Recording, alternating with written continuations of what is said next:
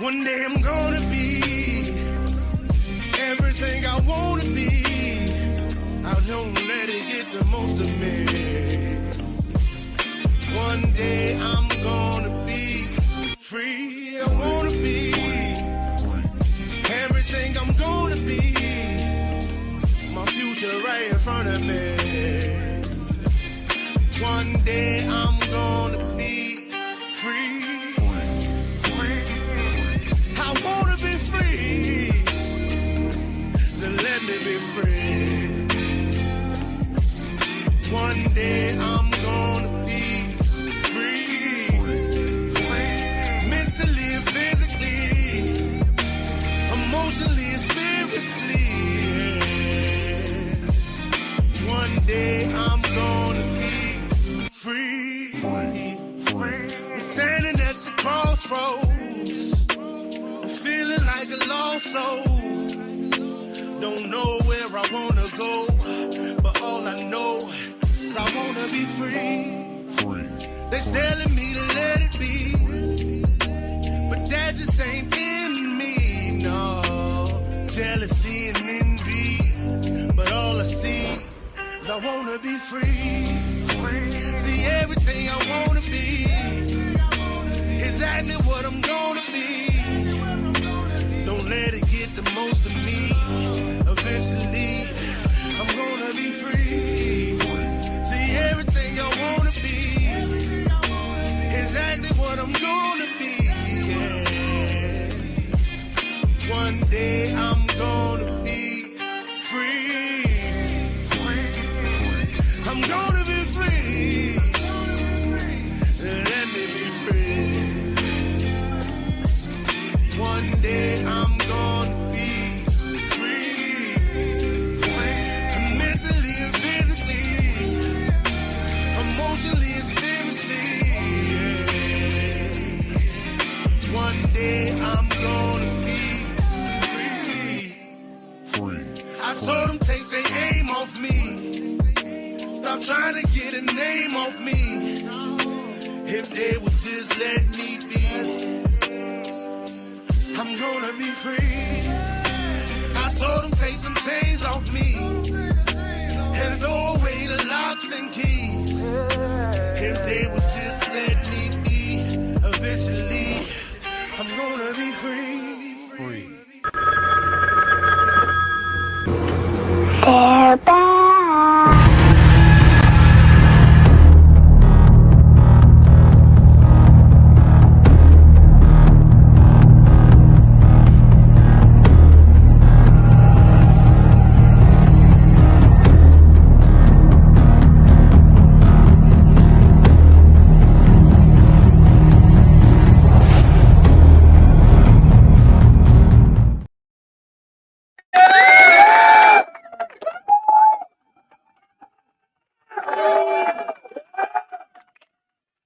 What up, what up, what up, what up?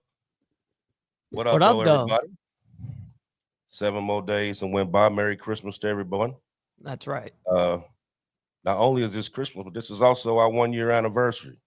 Wow. So, Is it? Yeah, one year that went by. Wow. So, That's humongous. So we're gonna do a little bit of both. We're gonna celebrate Christmas and we're gonna celebrate this anniversary. But it's 1 year, you know what I mean? And hopefully we're gonna keep it pumping many more. So for those of you who don't know, Archbishop is Mike Ball, and this is the Diamond Effect. So before we get started, like we always do, how was your week, Mike? How was your Christmas been? Yeah, man, it was really good. Had family over, friends and family. It was a great time, and I'm back in action now. You know, like I'm back on my leg. Everything's kind of back to normal in that regard.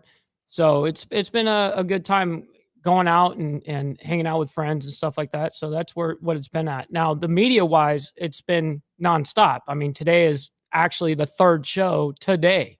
And I didn't really plan on doing that, but it kind of just fell that way.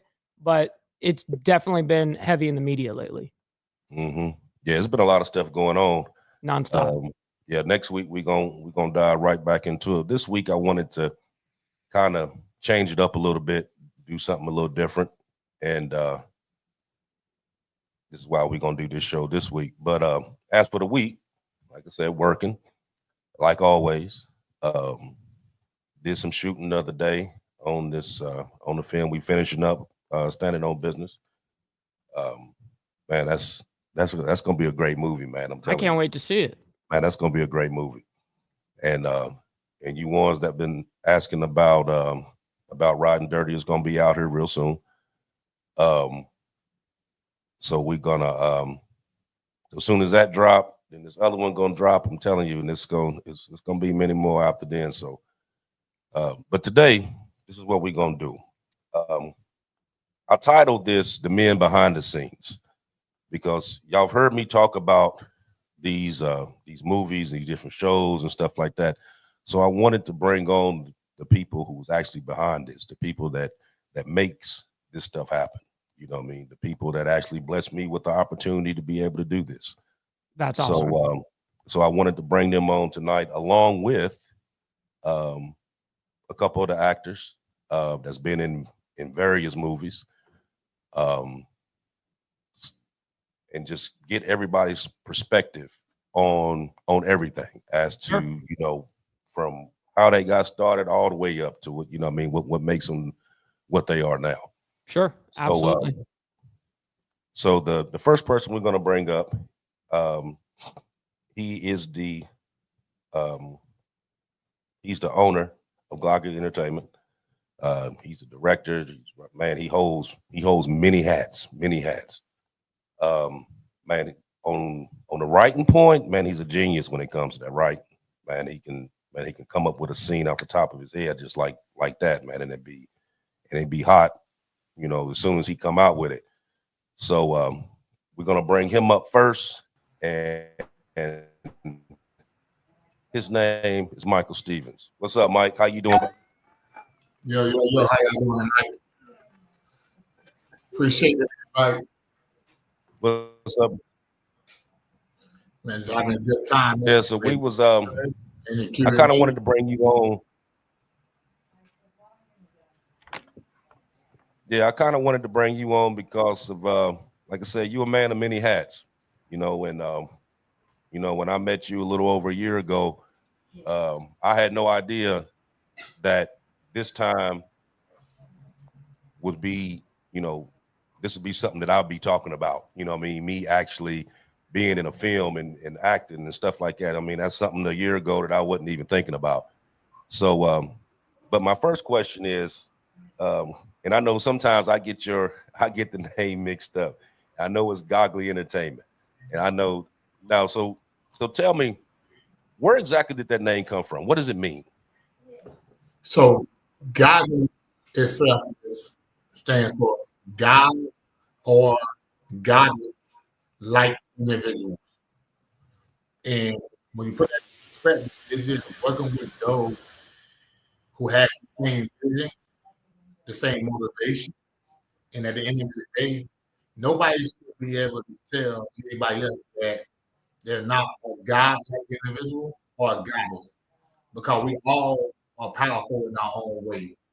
Good, bad, ugly, it is what it is. Based on the definition, you should walk like a god or walk like a goddess. And that's where it comes from. And then the entertainment, portion is just delivering it to the world. Okay. So how long have you actually been writing? I started writing Lana Moore in 2016. And we started the filming in 2019, and then COVID hit, and we had to pump brakes. And at that point, I started writing Favor as a measuring stick to see what me and my partner, who I'll meet in just a second, what we can actually do. So we actually shot Favor in about 10 to 12 days, and then we knew it was time to move on to something bigger than that. Okay. Now I was I had watched Favor back a while ago, and then of course Riding Dirty, and I started watching Line 'Em Up here about a couple weeks ago, and you know, we're doing standing on business. Like, where did those ideas come from? Is that just something you just thought about and like, you know what, I'm gonna do this, and it just popped in your head and you just start writing, or where'd you get the motivation from? Well, a lot of it was I used to work at a youth residential system, group home, where it was, you know, underprivileged kids. Some of the kids can rob banks, try to kill their mother, their parents, all of that in the third. And I used sports as a way to get to them. So when we wasn't doing sports, I had to find something else to do. And I'm not the type of person that just sit around and do nothing. So as I watched them, I watched my phone, I realized that content is where the world is going at. So I decided to say, you know what, let me take some of my stories, some of the stories that I know, let's put it in the book. So I started out writing books. I uploaded them on Amazon, but they didn't do that well. And the reason why is because everybody's going towards content. So I pulled everything off of Amazon, and I said I'm going to turn the books into a movie, a series, TV show, whatever. And then I did my research and found somebody that was just as hungry as me and Keith. And I said, let's partner together and then make something happen. And that's how it all put together. It was just more so. My motivation was not following other individuals, but creating something. So if there's anything I can say to anybody out there, like, I'm not watching stars. I'm trying to become my own star and reach my full potential. And that's what it's all about. That's where it came from. That's what's up. That's what's up. Yeah, you know, I always wondered that when I was sitting here reading these different scripts and watching these different movies, and I'm like, man, where does he come up with all this stuff? You know what I mean? Because some stuff it'd be like, man, like that's really good. Like, and then some stuff you'd be like, now hold on, now how did he put these two together and make it work? You know what I mean? So, like I said, it takes a gifted mind to do that. Is what I'm saying. Appreciate that. Yeah. Which is, like I said, I mean, like that's like amazing stuff. Now, you and so how did you? I'm gonna bring Keith up here in a minute. How did you and Keith meet up? All right, so this is a crazy story, right? I love Damon John, right? One of the creators of Fubu, and I watch him all the time. And The Power of Growth is a book, and it's pretty much how can you get to the finish line by creating that motivation of you being growth. So you have to find like-minded individuals that wants the same thing that you want. So I did a lot of online searching. A lot of people around my area, and I said, "Hey man, this guy is putting out all these music videos and doing that. Let me reach out to him and see if he want to do movies." And I reached out to him. He said he wanted to do movies. However, one of the series that he did, a girl that was in it, she went to school with me, graduated, graduated a year after me, and I reached out to her and I said, "Hey, I want to work with this guy. What do you think about this guy?" And she told me, "Don't work with him." Okay. I don't take anybody words as like face value. I'm gonna figure it out myself. So by her telling me not to work with him, I wanted to know why I shouldn't work with him. She couldn't answer that. So I met with him, I talked with him, I got his side, I already had her side, and I said, man, we should work together. And that's how things go back. Right, that's what's up. Yeah, I like That's that. what's up. You know what? Let's bring Let's bring Keith out.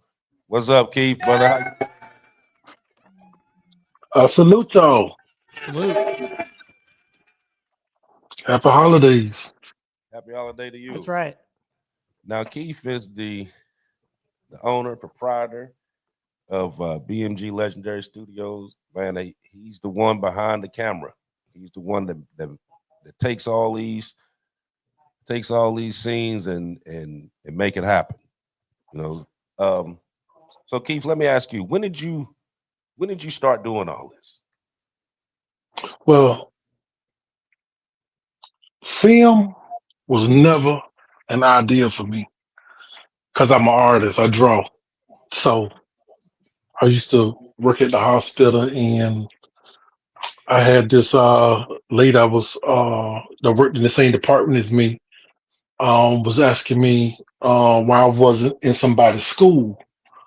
So it kind of became an idea. So one day when I was home looking at TV, I seen a commercial to go to school for commercial art. I figured that maybe that's what I was supposed to do because I draw. So when I went to school for commercial art, I didn't know video production was part of the course. So while going to school, one thing I had realized is I didn't want to draw anymore because it's too time consuming, and I was confused on why am I here if I don't want to draw anymore. And then when I got to video production, that's when I instantly knew this was why I was here. So after I went to school, finished that, and started doing some stuff on my own, videos and stuff like this, commercials. I really wasn't satisfied. So then I decided I'm gonna go back to school. And then I went back to school for film at IADT over here in Tampa because Full Sail in Orlando was just too far. So then when I went to school, I went to school for about 3.5 more years for film. And then after that, right there, I've just been hitting it ever since. So you kind of just fell on it, and then once you start doing it, you just start liking it. Kept with it. Yeah, it gave me a chance to see my creativeness. I like being creative. I like being able to take something and make something out of it. And drawing was good, but once I got to the point where I was able to take a camera, record something, put it on the timeline, and then see it move, man, I Yep. thought I was big time. Totally. Yeah. So you okay. So you were doing music videos before you came over to do film, correct? Right, I was doing videos and commercials. Videos. Okay. Okay. Yeah, So videos and is that commercials. any? I did a lot of them. So is that any different than actually like doing a video and a commercial? Is it you do the same format as though you were doing a film, or is it a couple different? No, videos is is what I'm gonna say. Is a little more hectic than putting together a film to me, because with a video you shoot all this footage, but then you got to compress it all down into 3 minutes, 3.5 minutes, 4 minutes in a song. So I may have an hour worth of footage, and I got to take an hour worth of footage and compress all that down and make it make sense into a music video in 4 minutes. But with film, I'm not held by time on how long a scene gonna be. I just put the scene together, and once the scene is put together, then I move on. But then with a video, a lot of the artists, they want a whole lot. They require a whole lot. Actually, I would spend more time shooting a video than I would be on set shooting a regular scene. Oh wow! Oh wow!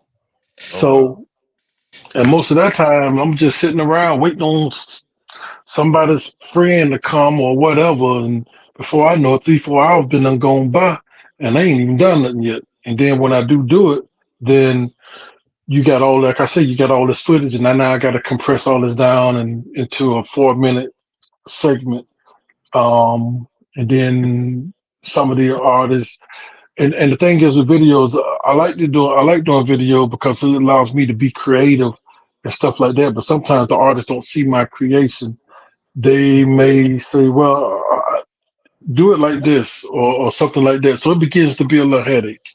Yep. So to me, I would rather just do film.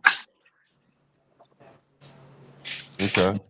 So so let me ask you this: like on an average, um, doing a film, how many hours does it take to like completely go through and edit and have a film ready to go?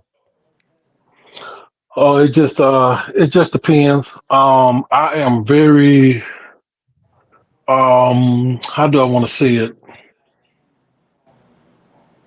I'm very critical when I edit because a lot of stuff that I edit and I put together, I can actually put it together a lot quicker than I actually do. But that's just if I want it to look average. But me, I try to get the best out of the scene. That's why to me, I feel like anytime we're on set and we're shooting, there's never no bad shot. It just might be a shot I may not use, but it's never a bad shot. But when I get ready to edit and put it together, I might come into a point where I might need a cutaway scene, and that scene that other people might consider a bad shot, I might could take a piece of it out of it, and I use that as a bridge to get over one spot to another spot. So I'm real critical about when I edit. I mean, some scenes I probably could put together in a couple hours, but I may mess around and take 8 hours to do it Yep.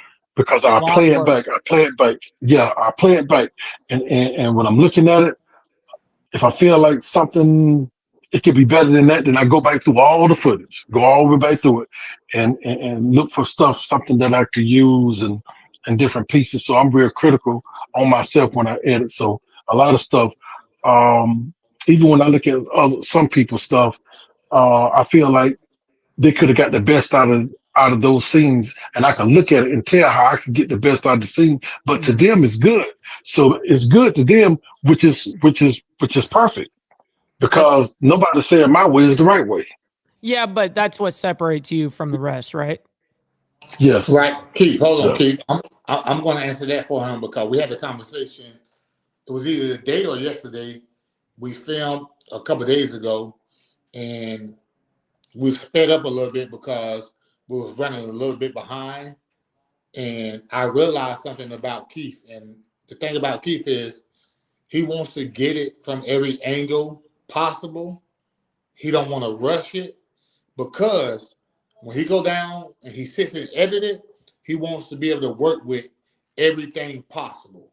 So again, like he just said, even if somebody else might think it's bad, it may be something that he can use. So his whole process is don't rush it, let's do it. And I'm going to take the best of the best and make it work. And I think that's where his brains and his creativity comes in and makes it 100% the best of the best. And if somebody out there want to challenge him to edit, to put it together, hey, let's do it. I got a lot of shorts and a lot of stuff we could do. We can go out there on the Diamond podcast. Y'all can film it. We can put it together, and we can see what they think about it. Yeah, and with that being said, there are times I put together a scene and I call Mike and say, man, we need to reshoot this. I feel we could have got this way better. And Mike be like, hey, let's reshoot it. So and that's what a thing that I like because when I conversate with Mike about a scene, he doesn't reply back and say, "Oh man, it's good, man. Let's move on." See that's what I don't like. I That's like not if good. I feel like something. Yeah, I feel like if something can, if there's something we can do to get the best out of something, I feel like when I tell you that, you should agree. You should agree. And if you feel like there's something that we need to redo, I should agree. Because the first thing I'm gonna do is I'm gonna come to Mike and say, "Hey, I think we can get the better. I think we could have done this scene better. So what I'm gonna do is I'm gonna put it together and I'm gonna send it to you. And I want you to look at it and I'm gonna tell you what I feel could have been done better to make this scene the best that we can get it. And then we look at it and then we be, hey, let's reset it up to reshoot it. Sometimes it be like that because a lot of times when you're out on set, even when Mike write a scene and everything, in his mind he sees it. And then when he sees it, we get out there. Sometimes he might see something that he didn't see while he was writing it. So therefore, when we get on set, he may want to adjust something, which is normal. So, but yeah, I'm real critical on what it is that I edit. I try to get the best out of every scene that we shoot. If I feel like it don't meet legendary status, let's reshoot it. Mm. Because when my name is on something, I don't let nothing come out that has to have my name on it, Yeah. and I'm satisfied with it. Mm-hmm. Hey, Keith, somebody could put a question out. They said, Uh-oh. Want to know what your opinion was on Dutch angles to show dramatic effect. My opinion on I think Dutch angles are perfect if it's help telling the story. And a lot of times you can tell um from the dialogue and what's been said, whether certain angles will help bring out a scene or a shot or not. So I think Dutch angles is good. It's not something I use a lot, but I will use them. But yeah, I think it's good, especially if it's going to help tell the story. Okay. Okay. So Mike, you Yes, got sir. Oh, talking this about mic. Mike. I'm so used to being I the know. mic, I know my bad. it's two on here. My fault. I'm gonna say Mike and Michael. Let's do that. That's fine. Okay. So Michael, you got several films that's already out. You got Favor, and you're gonna have Riding Dirty out here soon. You got Line 'Em Up. So tell the people who may not have seen these yet, like what's the tell them a little bit about both of them, because those are the two that you got out right now that they can go right on there right now and look at. Okay. All right. So, Favor, for those who may not have been in the chat or listening in while we're talking about it, Favor is something that me and Keith decided to do as really as a test. We wanted to use it as a measuring tool. So we gave ourselves a certain amount of time, which was 14 days, and we shot it either between 10 or 12 days. However, we met that 14 days. And that was just, let's put it together. It's already written. Let's see what it does. And I think we shot that between 10 and 12 days, and we released it a month later. All praise to Keith on that. So that story is about, somebody diving into a credit card fraud, asking somebody for a favor and owing somebody else another favor. So go check this out. That's on Tubi right now. That's on Amazon Prime. By all means, I encourage everybody to go to Tubi and watch it on Tubi because we know Tubi is free. Watch them ads just like I used to do YouTube a few years ago. You know what I'm saying? Right. Get it for free, right? And then Line 'Em Up is something a little bit more in depth. That's something that myself and Keith, we started shooting in 2019 before COVID. And we had some amazing, shoots, some amazing scenes done. But there's no disrespect to anybody that was involved in it. I think that COVID helped us out a lot because it allowed us to pull back, allow me to rewrite some of the scenes, add some of the different characters, and us to take what we've seen from Favor and be like, hey, we need this person, that person, or the third.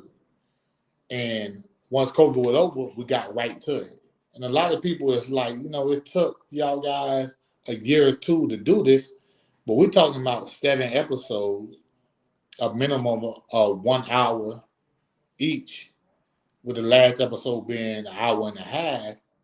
And when you look at that, that's really equivalent to 8 movies. No kidding. No kidding. So, you know what I mean? So we was working. We was working, and Line 'Em Up is now out on Amazon Prime. Our distribution company is going to get it on every other platform. But one thing I want the world to know, when it comes to you, it comes to you, and it's going to be new. And you're going to embrace it. You're going to love it. And I'm going to put this out myself for the first time ever is, this is the Urban Power. The show Power by 50 Cent, Courtney, and those that work with that. This is equivalent to them on the urban platform, shot better than a lot of urban flicks. And we're going to live up and past a lot of stuff that a lot of people had done. So I don't write and Keith don't shoot anything we don't do freestyle shooting. We don't go out and say we got an idea and we're going to shoot it. We make sure the platform and the plot is what it's supposed to be, and that's how we put it together. And that will lead to our host, Archbishop, being in Riding Dirty and Standing on Business. Because we only work with those who are about reaching that same level of professionalism that we are as well. So that's what's out right now. Favor. Line 'Em Up is on Amazon. Both of them is on Amazon. Y'all can check them out. And pretty soon it'll be on the Tubies and the YouTube Free Movies platform. And what led us to do that is, it was 2 individuals that had a goal in mind of taking it from film and writing to getting it to somewhere else. And we decided to make these shows and these TV series. And it's just the start of it, to be honest with you. If I show you everything that needed to come, y'all would just hate more. So I'm just leave that alone. Right. I like that. Well, I kind of want to. I want to be able to showcase a little bit of your guys' work. We have the actual Riding Dirty trailer that I would like to play in the interval before we have the rest of the people come on to the panel. Just let me know when that's a good time maybe to play. Go ahead. All right, let's run it. Fucking the taker. And I'd say I was excited to see you, but really I'm just glad that your dumb ass doubled the bet to 100,000. Y'all give it up for the infamous dog!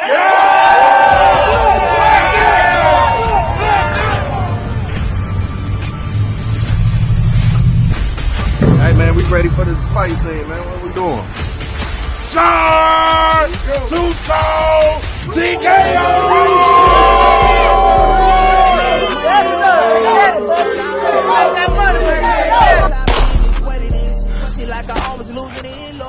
Where you get this from?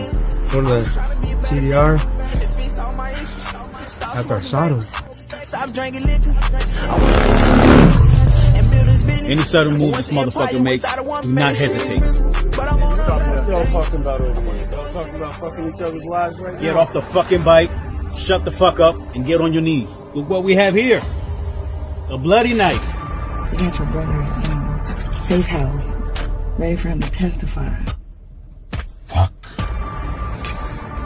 This gotta be handled. A fucking President B-Mac sitting in fucking jail. So what the fuck we doing about getting them out? Son, what'd you say to me?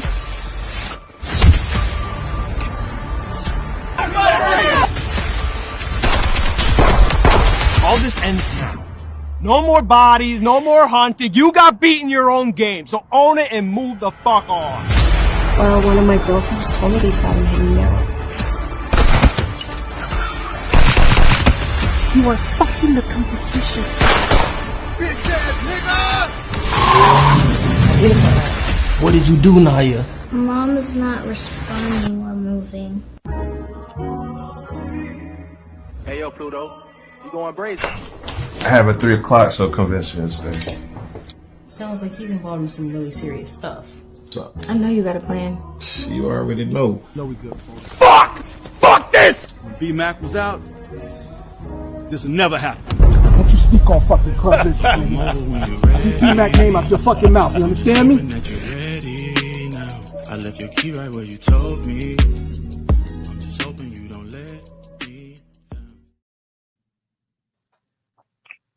There we go. Yes, There we sir. go. That's fantastic. Yeah.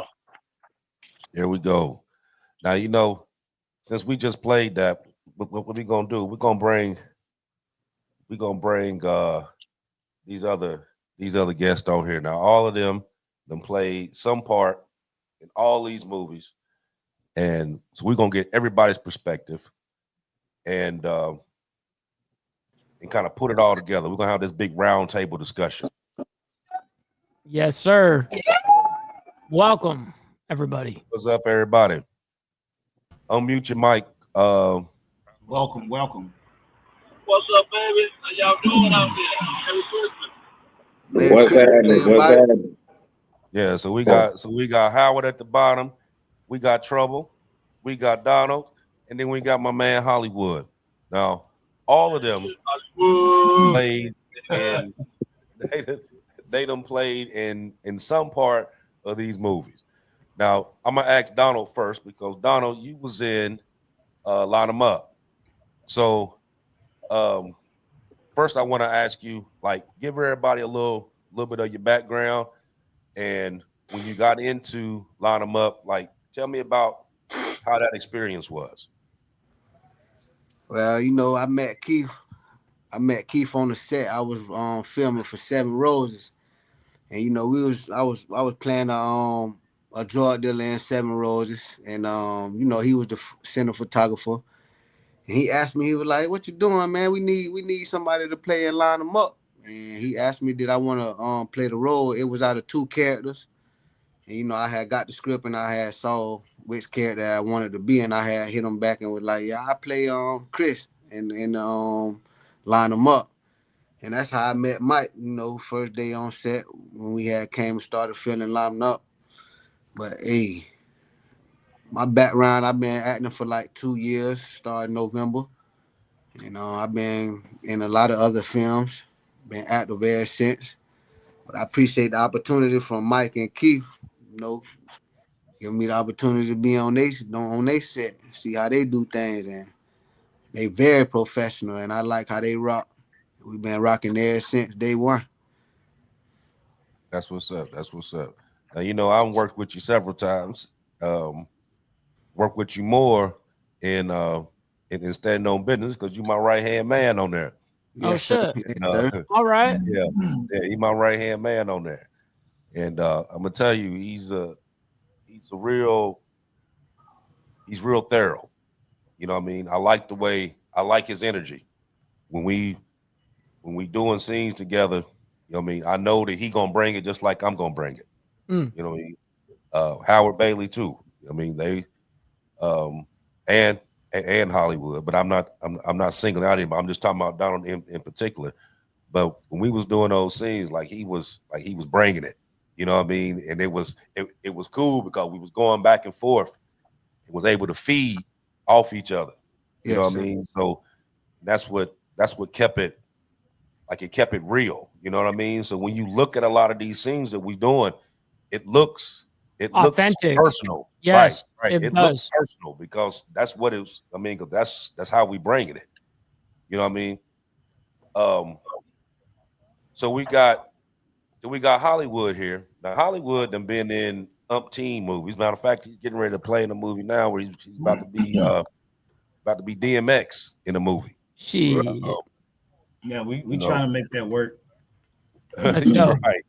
Right. So tell everybody about yourself, Hollywood. Talk about some of the movies that you done been in and how you got associated with Michael and Keith and was able to do what you did on this end on Riding Dirty. Yeah, good afternoon, everybody. Happy holidays. All right, as Archbishop said, AB, my name is Hollywood, and that's actually my set name. I'm also a president in a motorcycle club, so I actually do ride motorcycles. Nice. So I started this journey back in 2008, and it was happened to being at the right place at the right time where my frat brother was filming Love for Sale. And he just happened to say, hey, he came into town, we went and got some drinks, and he's like, hey, I can get you in this movie. I was like, yeah, man, whatever. He's like, no, come down on set. Go down to set the next day. Russ Parr was actually the director of the movie. I was like, yeah, I can use him. So it really started out as being an extra. And then when I saw that, I was like, oh man, I can do that. That's easy. But looking at it and actually doing it is two different things, right? It's all good and easy until you get them lines and that director says action, and you like, oh shit, yeah. So yeah, but so started in 2008, and this lady just happened to be on set, and she's like, "Hey, you ever thought about modeling?" And I was like, "Man, I did that a while ago. They looking for guys 6'2", 6'4", buff." And she's like, "Nah, they're getting away from that." And she said you could be print, TV, commercial, whatever. So I wound up. She said, "Well, we'll go ahead and do a photo shoot." Wound up taking like 250 pictures. We had to narrow that down to 15, and then we just started shooting out to a lot of casting agencies, a lot of agencies for acting, modeling, and I got a lot of no's before I got a yes. Right. So I think I probably got about 50 no's before I got a yes, and wound up getting the agent. And then from there, man, things just started rolling. If you remember All Eyes on Me with Tupac, I actually auditioned for that, and it came down to me and Shipman. Oh, but shit. Yes, he actually got the role. When I saw him walking, I was like, oh shit, yeah, he did look just like him. But I did play Tupac in this movie called Taco Gary, which is, I think, comes out next year. But that was just mainly they needed the Tupac lookalike in that, so I was selected to do that. I've been in Mary Jane TV show. I've done a lot of I played doctors, lawyers, thugs, motorcyclists, drug dealers, cops. So I had a wide variety of roles. So fast forward to 2020, maybe 21. I was Diasia Forwood reached out to me and asked me if I wanted to film in her movie, and I said sure. She said, "Hey, you're going to be filmed with Jamal Woolard," and the movie's called Crossover, and it's out now. It's been out for about a year, I think, but it's called Crossover. And so that was me, Jamal Woolard, and for those who don't know Jamal Woolard, he plays Biggie. So him and I filmed that. Then that movie that went from supposed to be a one and done, and then the people from Hollywood called her and said, "Hey, look, this was good. We're going to send you some money and some more actors and give you a bigger budget," right? So that's when Cliff Powell comes in. So if you know Clifton Powell, Piggy, he comes in there, right? So we got a bigger budget. Well, she got a bigger budget. We got more people, and then we filmed Crossover 2. And then that got even bigger. That they're now thinking about filming Crossover 3.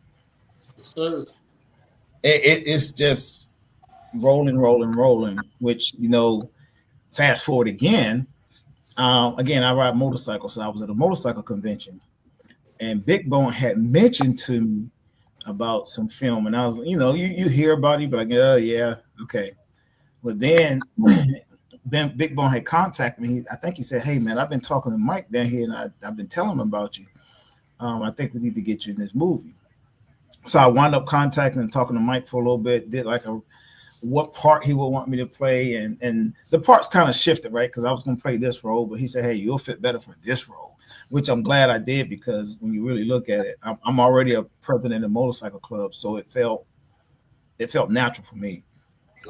So again, and that sometimes happen in the industry, right? They may cast you for one role, but when you actually get in there, they see you and hear you, and they say, "No, we think you fit for this role."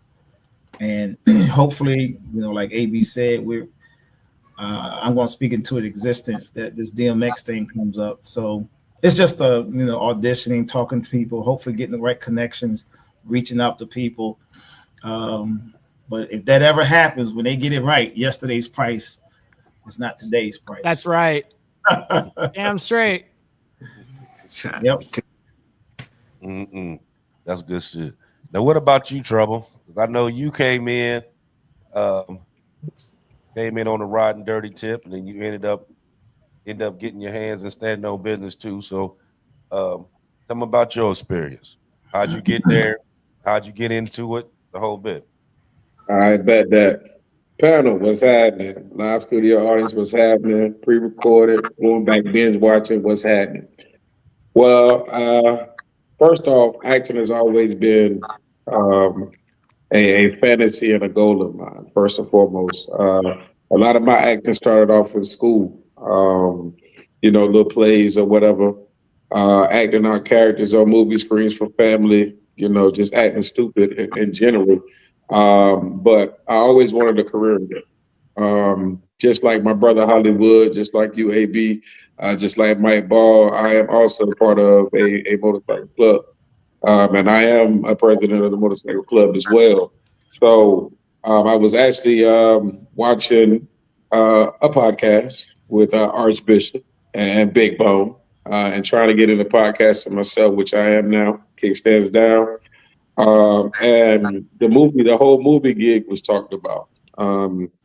And I just thought about it as an opportunity. So I reached out to Bone. And he was like, yeah, dude, we got a link. You know how he talk real fast and real long. So I said, I'll save the shenanigans for now and I'll get to him later. But long story short, when I hope and a dream, I was able to be a part of Riding Dirty. Now, the way that my part happened was through Mike. Brother, I appreciate you, man. And then I met Keith, wonderful team. I met the family and everything, man. So I look at them as family. But the way that I was actually introduced to it was a wing and a prayer. I read the script and I didn't have a part. So I was more or less a extra in this particular movie. So, but I read the script as if it's my script. You know what I'm saying? So I read every single part. I knew every single detail and every damn thing. So right before I was going down the first time, you know what I'm saying, I had finally got an opportunity to reach out to Archbishop and have a few conversations with him. So I was talking to him. I was like, yeah, man, I got to come down and this, that, and the third. I'm going to try to get a hotel, this, that, and the third. He said, a hotel. I said, yeah, man, you know what I'm saying? I said it again. And he just kept quiet. I was like, what the hell is wrong with this dude, man? Why is he like being quiet when I'm talking about what I'm about to do? And he was like, look, man, I got a room. You know what I'm saying? You really don't have to waste your money on that. Just come on down and we can get started. Well, got started. Like I said, it was the extra, man. I was the extra, but I'm sitting here and I'm watching everything. And with my skill level on the MC set, Mike felt like it could be used as far as the actors who have no idea about the set, how I could, help engage a little bit more. So did that, and ironically, there was a part, and there's a guy by the name of Cannon who was not available at the time frame. Appreciate you, Cannon. Don't know who the hell you were, but I'm him. But yeah, Mike was like, hey, man, I need a favor. Have you read the script? And it went from there, man. But like I said, it's always been a dream of mine. So when we were coming back down for one of the last scenes, we needed some more people. So you know what I'm saying? So I made a few phone calls, brought down a few more guys.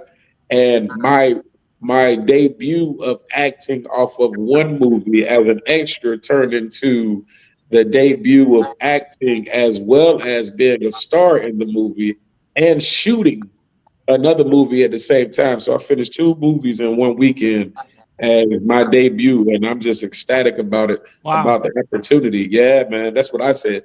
I said, wow. Cheers to you, man. I appreciate that, man. And it's all due to these 2 gentlemen up here, man, that's believing in, pureness of acting. You know what I'm saying? Like I take it real serious, just like I take set talk and MC culture real serious. So when I'm on set, I had a couple of my set bros, you know what I'm saying, club brothers in the movie as well. But they'll tell you, like I got real boss like, you know what I'm saying? Because I take it real serious. They joking, and I got real tight with them. Hey, yo, shut up, quiet on set, for real. You know what I'm saying? So like I said, I'm just grateful, man. It's a lot of stories that go inside of this first film, and the second film. I'm honored to be with Mr. Smith in that one, sir. Hey, kudos to you, man. Yes, sir. Bro, you like AB said, man, you are one of those actors that just stick out. Hollywood is just a professional as is. I mean, I hate to be like that, but he baby Denzel out here, so it's Hey, like it's hey, always gonna be an salute. honor to see him on and off the set. You know what I mean? I So, and we appreciate bump into each other quite often, do we not, it. Yeah, Hollywood? do we? So it's really truly an honor to be among kings, man, and have an opportunity to be a part of something great. Like you said, man, this urban power thing, man. I'm loving it, and I appreciate being here. That's what's up. That's what's up. Okay, Howard, we ain't heard from you yet, brother. So we're gonna unmute yours and we're gonna get you to talk to here a little bit. So I mean, same thing. Um, tell everybody who you are, what you've been up to, you know what I mean, different movies you've been in, et cetera, et cetera. You know what I mean? How'd you get involved in all this? I mean, how'd you end up right here?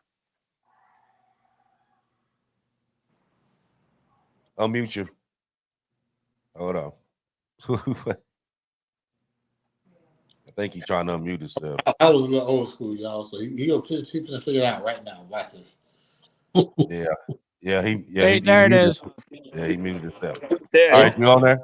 Okay, we hear you. Trying to do it. I was trying to take it off because I was in my truck, and I was trying to convert it over to regular. But how you guys doing though? Doing good, man. Good. Yes. Well, actually, I took my first interest in 6th grade when I did a play, but I didn't react to that whole calling really to 2 years ago, just about in February. And I'm always that dude that want to bring extra energy, talk crazy, be that, that extra dude on the set, who want to talk smack all the time. Because when I do that, I get to feel the other actors and see what they doing and how they are, so I know how to react the proper way. But it tends to work for me a bit though. About that, I'm trying to get it out here though. But at the end of the day though, these two guys here, Mike and Keith, man, these boys, I don't know, man, they different. They different,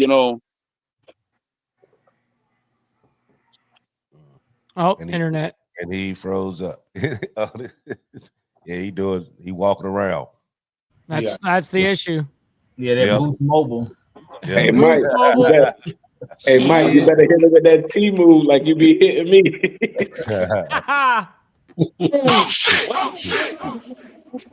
I think he's back now. Look, he's now. Look. You back on there, Howard? Yeah, I'm here. I don't know what I see two of me. Yeah, you froze up. Told you get rid of that. I love. You was telling how great me is. So I'm moving around, but yeah. Anyways, though, I submitted for a role one day. Never didn't know Mike or nobody, and then he was like, "No, man, I think I got a better role for you." I'm like, "All right, cool." And I read it. I'm like, "Oh my God, this script is amazing." I had never read nothing like that, so we didn't get to do it yet. But whatever. But the thing about it is, we linked up, we met, and I'm like, "Man, these guys are kind of cool." But at the same time, it's like everybody seemed like family, and I love that.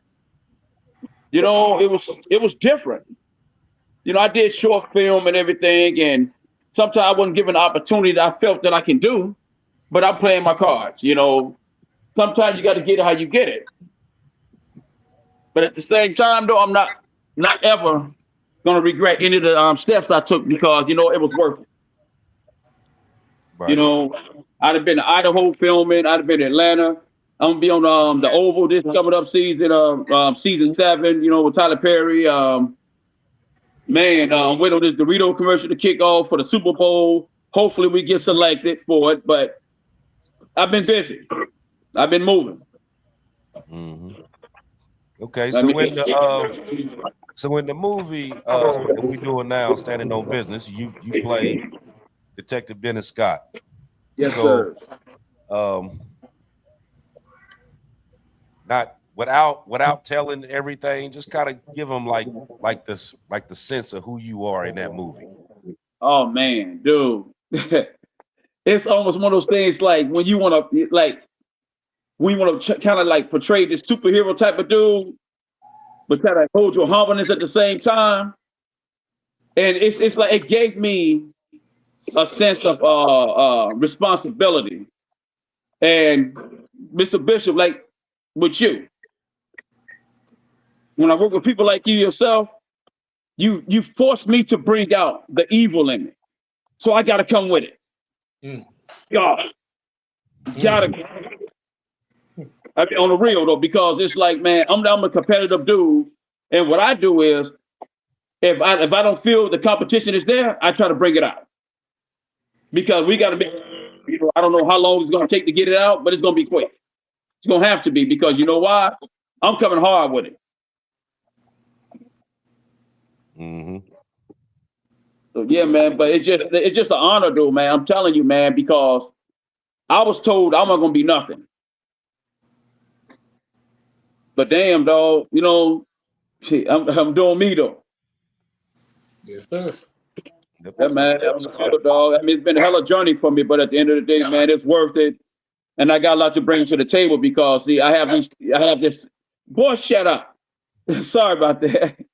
You know, I have a lot in me, man, that ain't even came out yet. And it's saying that though, man, it's like these different characters, man, that I'm gonna roll with, and you know, for my life from Chicago, Minnesota, Florida, you know what I'm saying, Michigan, you know what I mean, you name it, I done been everywhere. You know, but at the same time though, man, it's like I could damn near fill any role. Yeah, so let me ask you this right here. Arts and Mike. Y'all mind if I say a few things about those ones that y'all have a question about their involvement in different series and stuff that we're working on? Absolutely. Please do. Floor is yours. All right. So I'm going to take this time right now before I address them.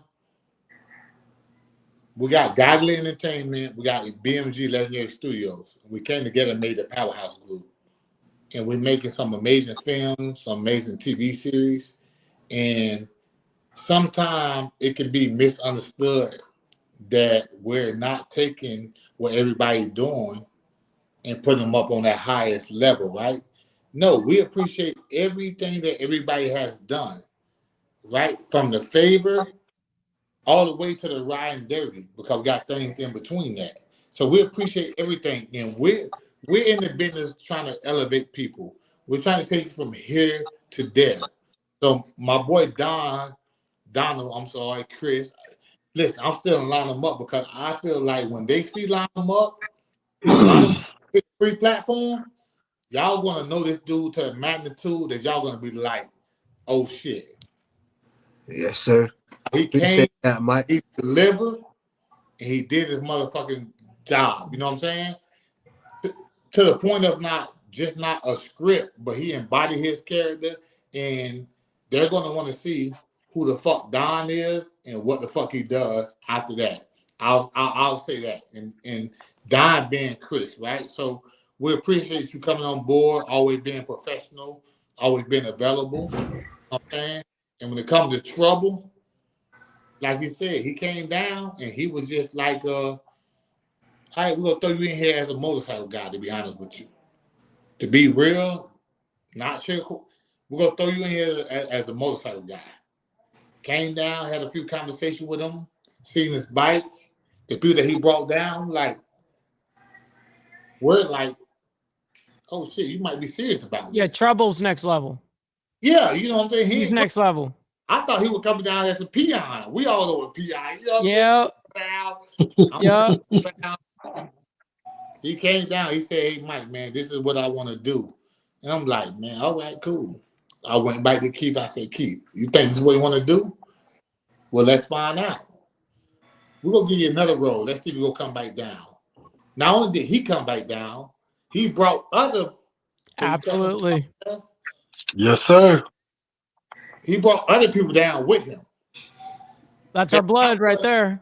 And the other people wasn't willing just to like sit in the background. They're like, if he go talk, I'm going to talk too because I'm with him. And that added to it, right? And so when I met Howard, like he stated, Howard, I had him in mind for another role. But his passion and everything that he wanted to do, I was like, hey, man, we're gonna kick some of these other people out because I know they just doing it. Just say, hey, this is what I did. But Howard is somebody to say like, this is what I do, and this is what I want to do. For real. So he embodied his characters, his roles. You know what I'm saying? And then not how I apologize. Hollywood came out of nowhere. Hollywood Gotta love that. extra on Ryan Dirty. And they sent me his resume, and people don't realize if you got a resume, you can jump the line.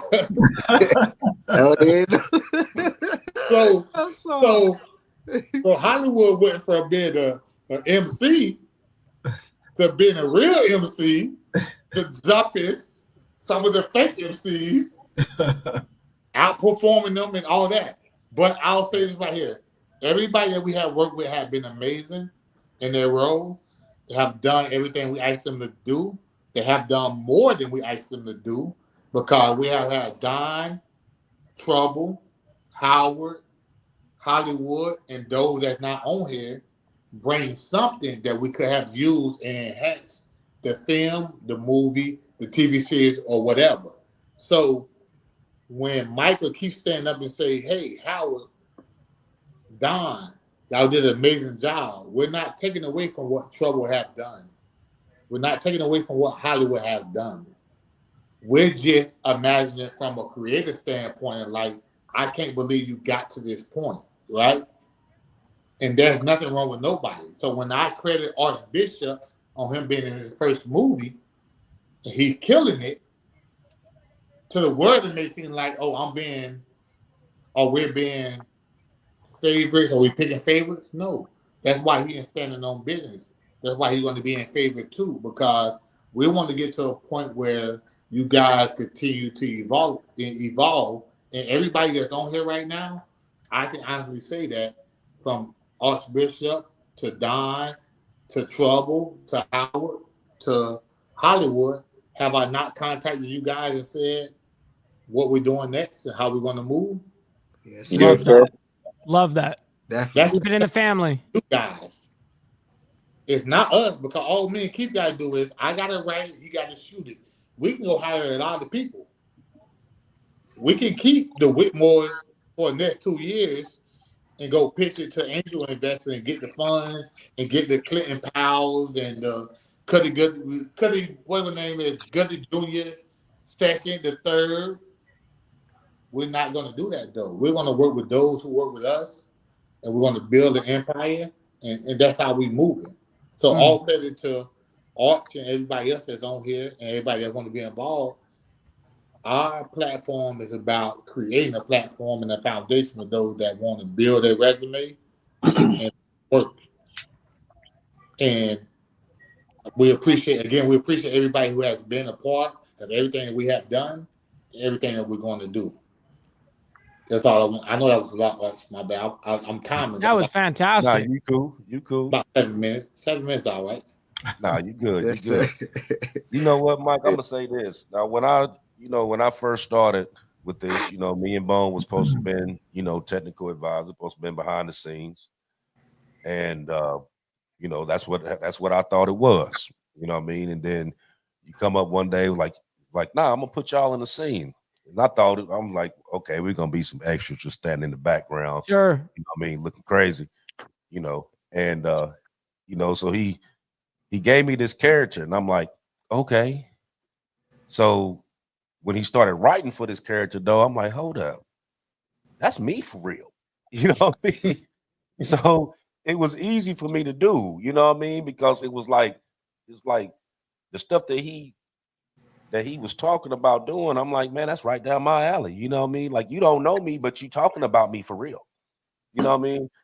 And so I did it. And like I said, I enjoyed it. And I went through and I did a bunch of other stuff. Because you see, I was like, I'm supposed to do my thing, but then I see somebody else do something and I jump in like, nah, don't do it like that. Do it like this. Like, I'm just doing stuff. You know what I mean? Like, I'm not trying to like take over shit, but I see shit and I'm like, hold up, no, do it this way.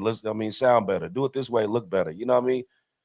And so when we went over to standing on business, he had me he had me for a scene, and then as a this character here, and then he called one day and was like, "Yo, man, I'm gonna have to change your character." And I'm like, I'm thinking to myself, like, damn, I done fucked it up already. Shit, I just did 2 scenes. You know what I mean? And he like, nah, I'm gonna change you up. I'm gonna take you from a support role to a lead role. Can you handle it? I'm like, Oh yes, sir. shit. You know what I mean? And to me, that was like a humbling experience because, like I said, like I'm doing it, but it's like I'm doing it and I'm doing it the way I know how to do it, and I'm learning along the way. And it's like I don't see what they see. You know what I mean? Because I'm super critical of myself. Mm. So my thing is I got to get it right. You know what I mean? So in my head, it's like, okay, I'm gonna read this script, I'm gonna play this picture out in my head, and this is how I got to do it. You know what I mean? And it's like, so when other people come to me and be like, yeah, man, you did A, B, and C, and I'm looking, I'm like, yeah, all right, you know, you know what I mean? Because I don't see that. You know what I mean? But they do. Yep. So They sure do. yeah, so it's like it's a humbling experience, you know what I mean? Because you know, you always be more critical of yourself than you are of anybody else. You know what I mean? So so I thank them both for, you know what I mean, number one, allowing me to do it, and then two, you know what I mean, when I come to them and come up with ideas, or I see something while they filming and bring it up, and they be like, you know what, that's right, let's do it. You know what I mean? And they want to make this shit better. You know what I mean? And they listen to what people got to say. You know what I mean? So I thank you both for that. You guys' work speaks for itself. That's for damn sure. Well, yeah. And I'll tell you this right now, and I'm looking at everybody in the camera right now. I think Don, aka Chris from Line 'em Up, was out right now on Amazon. Yes, sir. Check it out. He'll let y'all know right now. We're gonna let everybody speak their mind, give their opinion, give their direction. But if it don't work for us, it don't work. That's not to say that you're wrong. That's just to say it don't work for this scene. And Arch, I'm not trying to put you out there. And I think I gave this out at the premiere. Man, you came on board, you're willing to listen, take direction, and do it. And if we all can't be that way, we're not going to get where we want to be because we're not in position to just come on board and be like, this is the way it is. If you don't like it, fuck you. Right. That's not what it's about. It's about the creativities. It's about the coming on board, let me be the best that I can be.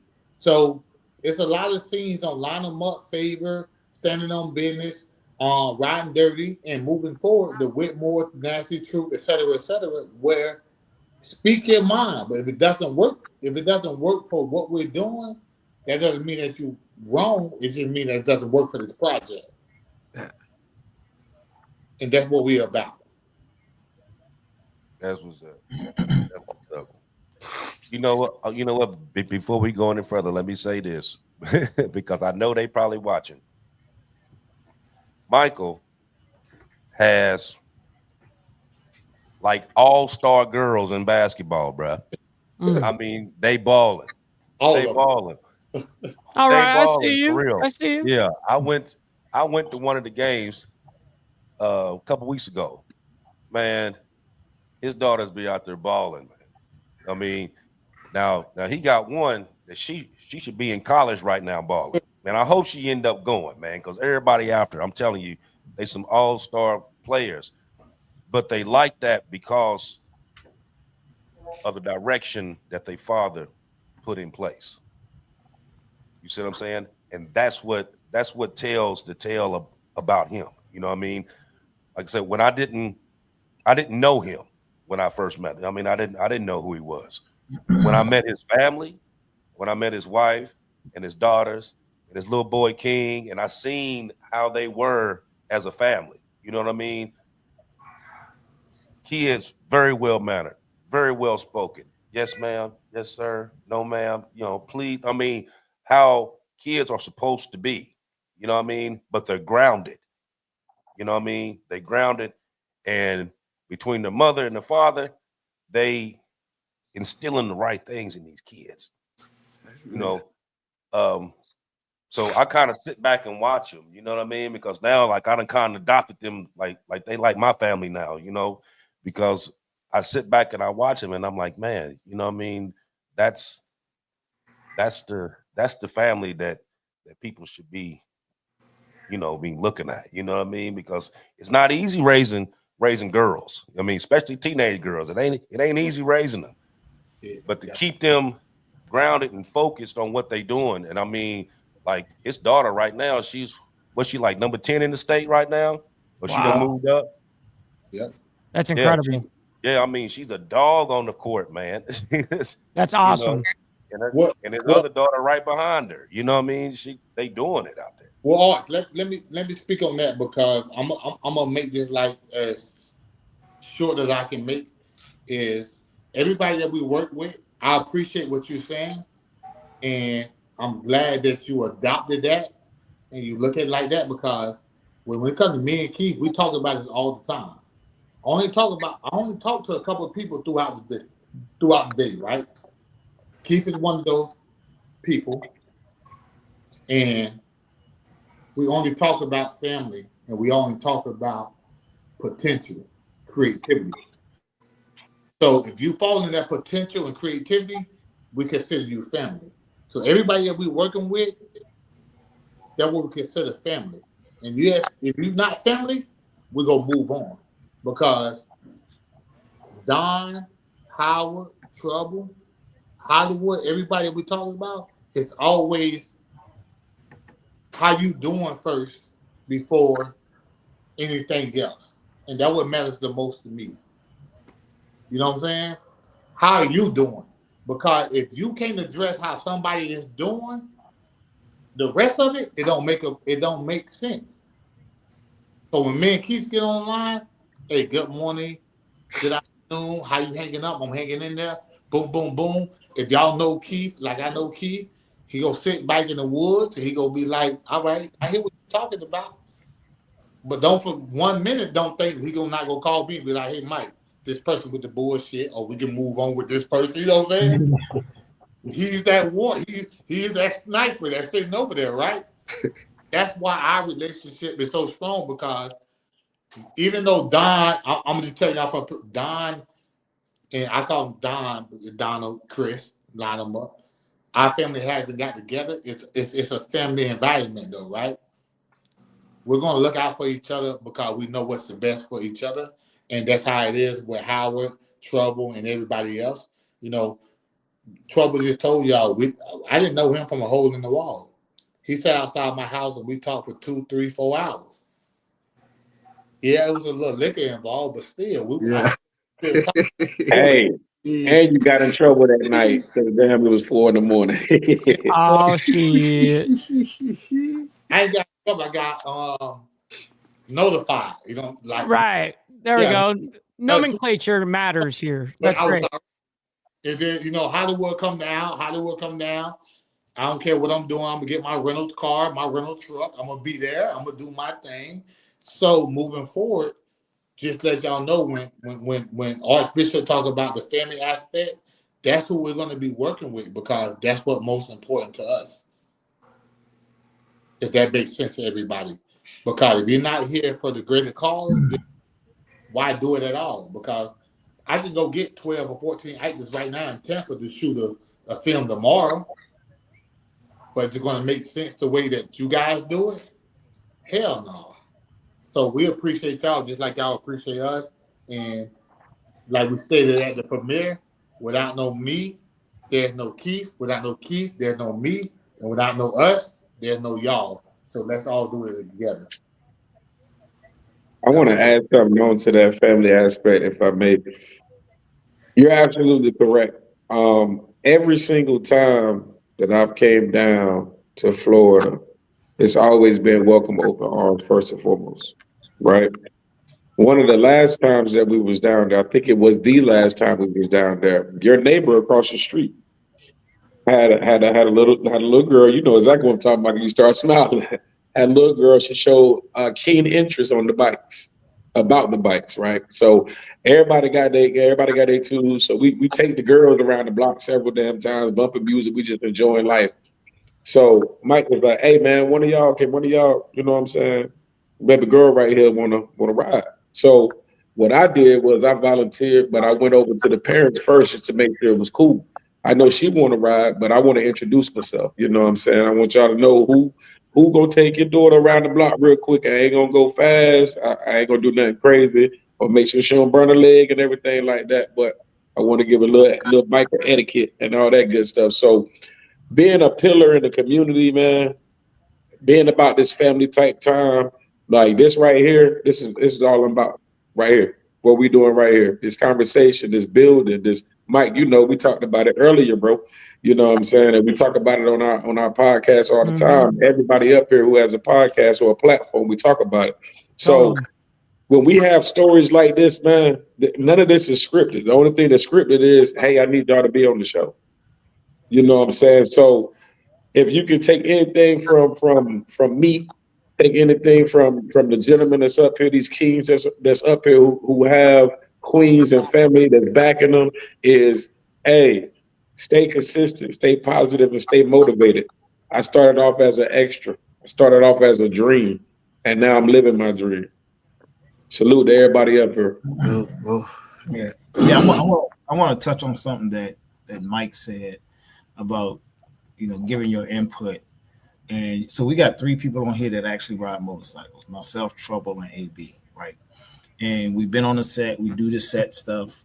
And then, Mike leaned on us as far as, hey, y'all the experts.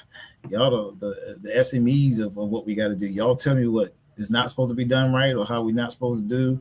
There's a lot of trust with that, right? Absolutely. And he was able to, listen we don't do this on the set. Or if we was on the set, we would do this. Oh, by the way, don't get out your car with a cut, just different stuff like that. So I appreciate him allowing us to put our MC input into this, because then you want to make it look real as possible, right? Because you don't want to put out and cats on the set be like, oh man, that's some BS. They did this or they did that. We don't do that on the set. But we wanted to make sure that it looked as real as possible. Again, when you got me, Trouble, and AB on here who actually ride these things, we appreciate that point right there. Hey, real quick, I appreciate that what you're saying, Hollywood. I just want everybody that's watching this. I'm not talking about the people that's on this right now because I know you guys know, but everybody that's watching this, when Hollywood says that we was able to input what we're doing, Archbishop and Hollywood, they started off as like just regular cast members. And they finished off as technical advisors. Yeah. That's not just Mike doing. Even though I'm the director, it's also Keith as well. Right? So because he's filming it and everything, and Mike, he can't stop every time, but that's on both of us. You know what I'm saying? And I want everybody to know that because he's watching it from behind the camera, he's seeing it, and he's saying, hey, something about this is not right. So anytime that I feel like anybody on this set or anybody involved with any of our projects say me, they're responding to Keith as well. Anytime that somebody say Keith, they're responding to me as well. You know what I mean? Because we, Godly Entertainment and the Powerhouse Group, that's how we come together. Because we let the Hollywoods, the Troubles, the Archbishop say, hey, this is what we need to do. And then Keith will step up and say, well, Mike, do you feel that that's what we need to do? Yes, sir. Or I say, Keith, that's what you want to do? He said, yes, sir. And then we move on. So it's a testimony to both of us being open-minded and being realistic about the fact that we don't know fucking everything. And that's the bottom line. That's awesome that you guys have that trust between each other as well. You know what I mean? It's a lot of times you see where writing and videography, there can be like a conflict. A lot of the times actually kind of seems like that happens with those teams. And it seems like you guys just work perfectly. We appreciate that. Absolutely. I'll tell you, Keith the man when it comes to this filming, man. He the man when it comes to that. Art, go ahead, Even, Art. Huh? Go ahead with Keith the Man. Continue. I cut you Yeah, I off. was just saying, keeps the man when it comes to filming, man. It's like you do something, and I know there's been time like I do something, I sit back and look at him just to see what he gonna say. You know what I mean? Whether he be like, "I'll change that," or "Nah, it's good," or whatever. But then he was like, "You know what? I don't even worry about you. We gonna come. These scenes gonna be quick, and we gone." You know what I mean? He tell me what he want me to do, and boom, let's do it. And we just yeah. So like when my scenes come up, I know like if he got other scenes after mine, I know he gonna make his on time. Cause we gonna get ours done. You know what I mean? We gonna, No. Yep. man, but let me see. We've been on here what? We've been on here hour 20. So we're gonna wind it down for the evening. I'm gonna do mine first, and then we'll let y'all go around, say your goodbyes and any little last minute things you want to say, and we'll just take it in order. So I'll do mine in Trouble, Howard. We go down the line until we get to Mike. Michael, you'll be the last one saying yours. But like I said, like I do each and every week, I thank each and every one of you for coming out. Like, follow, share, subscribe, hit the like button on your way out. That's what lets YouTube know that we out here, what we trying to put out here, so that way it can hit the right algorithm and everybody can be able to watch us. Hit the share button, send it to your friends, send it to somebody, come back and watch it. You know what I mean? And be a part of this. Like I said, we got these movies getting ready to hit. Like I said, there's 2 already out, 2 getting ready to drop. You know what I mean? And many more after that. You know what I mean? So we need everybody to check it out. Check it out. Watch it. You know what I mean? I mean, to see your man out there do his little thing a little bit. You know what I mean? Let me know how you like it. But I see everybody in 7 days. Peace, love, and hair grease to everybody. Go ahead, Trouble. Man, I hit the button. This shit ain't work. But yeah, once again, I appreciate everybody for the opportunity, man. AB, Mike, Bleezy, you already know what time it is. But hey, I want to just leave with y'all, man. Merry Christmas. Happy New Year. Each one teach one, man. Stay dedicated, stay positive, stay motivated. You know what I'm saying? Don't let nobody tell you what you can't do, because you can do it. Everything is in you. It's up to you to be who you want to be. You have to dig. With that being said, fake love is always worse than real hate. No debate. You heard it here first. Make sure you catch your boy every Monday at Kickstand Down Podcast. If you haven't subscribed, subscribe now. Appreciate y'all, man. Much love, man. Go ahead, Howard. Yeah, just to follow up on that. Yeah, man. You got to believe to make it work. Come in halfway, you're gonna get it halfway. You got to know it's right, And I appreciate everything you guys have done.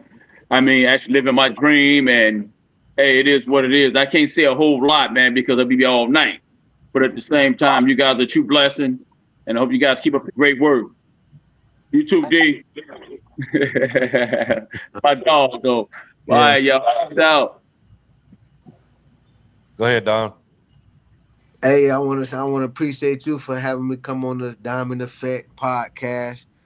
I don't know Mike, but nice to meet you, Mike. Nice to meet you, all of you gentlemen. Hey, Hollywood. Hey, I appreciate y'all. Nice to meet you, Hollywood. I'm trying to get on your level. You already. Yeah. Hey, Mike, Keith, y'all already know what it is. Trouble. And we did our thing when we did our thing, Hey, I just want to appreciate everybody that was watching in, and everybody happy holidays and happy New Year. Go ahead, Hollywood.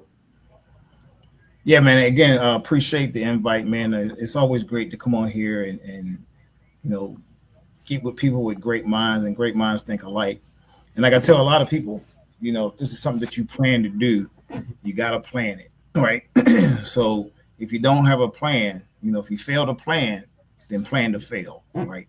So you got to have a plan if this is something that you want to do, whether you're going to take some acting classes, whether you're going to study, different actors, because what can happen too, right? You can get typecast, right? To where they just see you only playing one role, but you got to be very versatile in this industry. So again, you just got to, build a plan. So if you fail the plan, then just plan to fail. I advise anybody to go out and again take your acting classes. You can do them virtually. You can go.